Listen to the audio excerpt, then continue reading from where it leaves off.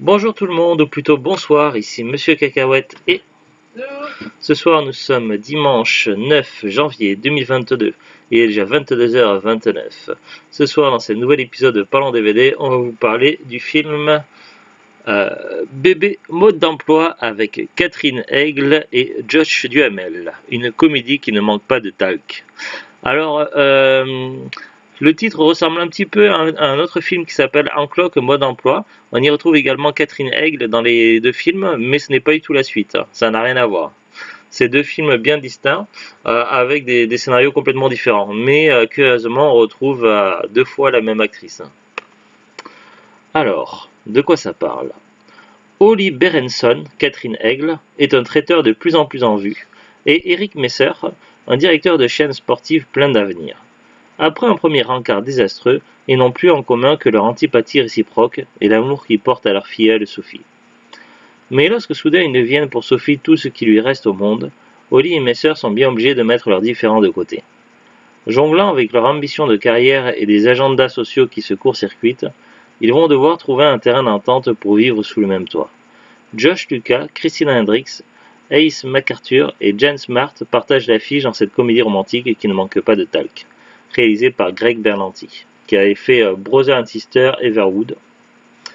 Bonus, des scènes coupées, ça on les a pas regardées. Durait 109 minutes environ. Alors on a vu le film doublé en VF, il y avait le choix des langues, on a vu en VF. Alors, pour résumer un petit peu l'histoire, donc on a deux personnes qui sont déjà fréquentées un petit peu vite fait le temps d'un rendez-vous arrangé et ça ne s'est pas très bien passé. Et il s'avère que ces deux personnes, ce sont des amis proches d'un couple d'amis qui ont eu une petite fille qui s'appelle Sophie. Le problème, c'est qu'à un moment donné, ils vont avoir un accident de voiture et donc du coup, par rapport au mince, quand on fait un truc de notaire, par rapport au testament, du coup, c'est les amis proches qui ont été désignés, donc Eric Messer et Oli, Eric et Oli qui ont été désignés pour devenir donc les parents adoptifs de la petite Sophie. À ce stade-là de l'histoire, Sophie elle a un an et peut-être quelques mois. Du coup, en même temps, donc du coup, ils vont se retrouver dans la maison de leur ami décédé et ils vont devoir apprendre à gérer la situation. Donc, ils vont devoir à la fois donc faire leur deuil, donc apprendre à gérer, à faire leur deuil. Ils vont également devoir apprendre à devenir parents et également apprendre à se connaître. Et à s'organiser, à gérer tout ça, en sachant qu'évidemment qu'ils ont des projets de carrière assez personnels et du coup ils ne sont pas ensemble, ils ne sont pas en couple, mais ils doivent apprendre à vivre ensemble, tout ça, c'est très compliqué. Du coup on va retrouver leur histoire et ça va se dérouler pendant environ un an. Donc ça va être découpé en saisons, donc printemps, été, automne, hiver. Et donc on va suivre leurs péripéties à ce moment-là. Au cours de plusieurs événements, s'il des anniversaires, des choses comme ça, on va retrouver plusieurs fois les gens, les voisins, donc les personnes du quartier qui vont mettre des petits commentaires, ceci, cela. Et puis finalement, donc c'est le genre de comédie romantique avec des petits rebondissements, donc je t'aime moi non plus. Bon, c'est vrai que c'est une structure narrative assez classique que l'on trouve dans beaucoup de téléfilms à la télévision. Et pas mal de films au cinéma. Donc bon, la structure narrative est assez classique, donc c'est pas vraiment une surprise. Après, le scénario est plutôt cool. Donc c'est un film assez léger à regarder sans prise de tête. On pourrait classer dans les catégories de comédie romantique, avec parfois une petite note d'humour de temps en temps, un petit point d'humour de temps en temps. Voilà, c'est assez léger à regarder sans prise de tête. Et ça passe plutôt bien, donc le jeu des acteurs est correct, bah du coup on s'attache au personnage. Donc voilà, c'est plutôt cool. Je vais pas en dire trop pour ne pas trop spoiler, mais si vous aimez bien les comédies romantiques, c'est un film qui pourrait peut-être vous plaire. Voilà. Est-ce que tu as autre chose à rajouter, Izu? On va regarder ensemble la fiche Wikipédia. Bébé mode d'emploi ou la vie tout simplement au Québec, Life as we Know It, est un film américain de Greg Berlanti sorti en 2010. Alors, fiche technique. Le titre anglais, donc c'est Life as We Know It, a duré 115 minutes, ils disent. Et derrière la boîte, ils disent pas ça, ils disent 109 minutes. Alors, je sais pas comment ça se fait. Alors, date de sortie. États-Unis, 8 octobre 2010. France, 8 décembre 2010. Grèce, 4 novembre 2010. Pour les dates de sortie DVD. Aux États-Unis, le 8 février 2011 et en France, le 25 mai 2011. Casting, donc on retrouve Catherine Aigle. Catherine Aigle, donc c'est une actrice que l'on voit dans beaucoup de comédies romantiques. Par exemple, dans combien de robes déjà? 27 robes, non? Dans 27 robes, mais surtout aussi dans certaines séries télé, notamment la série télé Roswell, une série que j'aime beaucoup, Roswell. Elle a joué aussi dans Grey's Anatomy? Ah bah oui, c'est ça qui l'a fait connaître. D'accord. Mais il me semble qu'elle a joué d'abord dans Roswell avant Grey's Anatomy. Oui, c'est Grey's Anatomy qui l'a fait qui l'a propulsé, oui, mais peut-être que si elle n'avait pas fait Roswell, elle aurait peut-être pas fait Grey's Anatomy. Parce que Roswell a eu quand même un certain impact.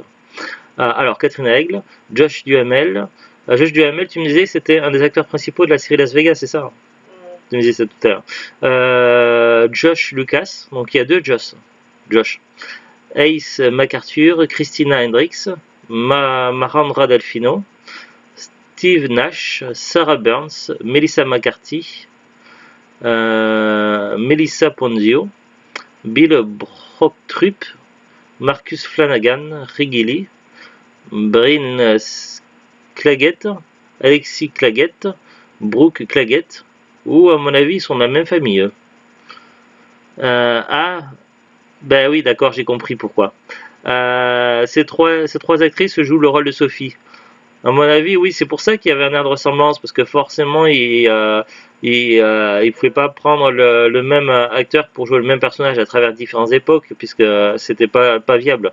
Mais du coup, ils ont pris dans une famille de triplés pour jouer différentes époques. C'est pas bête. Andy Buckley, Andrew Daly, Faison Love, Will Sasso et Eddie Frierson. Voilà pour le casting, et bah c'est tout. Il n'y a que ça sur Wikipédia.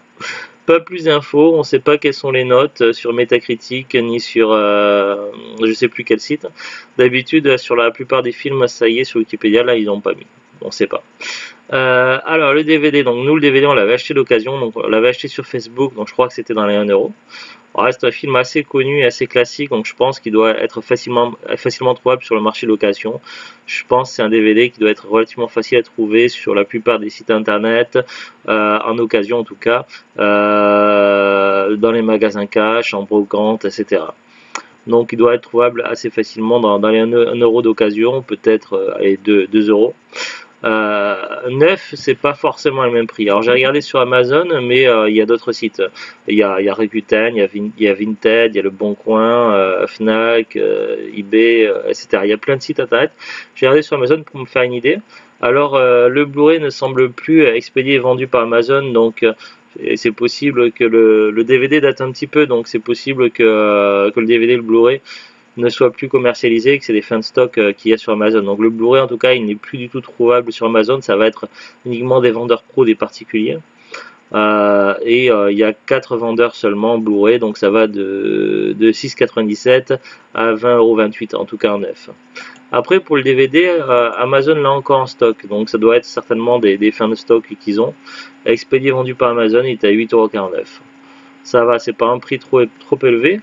Mais après, vu que le film date un petit peu, ils auraient pu le baisser peut-être un peu plus, je sais pas. En tout cas, il y a certainement moyen de le trouver beaucoup moins cher en occasion. Après, peut-être que sur certains sites, avec des vendeurs pro, des particuliers, il y a peut-être moyen d'avoir moins cher. Donc à vérifier. Voilà. J'ai pas plus d'infos, donc c'était bébé mode d'emploi. Et du coup, la prochaine fois, ça sera Le Parlons DVD, la prochaine fois, ça sera samedi soir, c'est ça, hein, Zou? Le prochain Parlons DVD. Si tout va bien, ouais. Oui, parce que c'est une trilogie. Alors, je ne dis pas ce que c'est pour ne pas spoiler, mais ça va être une trilogie qui sera dans un coffret. Donc, du coup, on attendra d'avoir vu les 3 films avant de faire un Parlons DVD. Du coup, si tout se passe comme prévu, on devrait regarder le premier film de la trilogie le jeudi soir, le deuxième le vendredi et le troisième le samedi, c'est ça? Ce qui fait qu'on tournerait le Parlons DVD le samedi soir. Donc voilà, vous retrouverez le prochain Parlons DVD si tout va bien samedi soir, s'il n'y a pas d'imprévu. Allez, à très bientôt. Salut, salut, au revoir. Bon fin de week-end.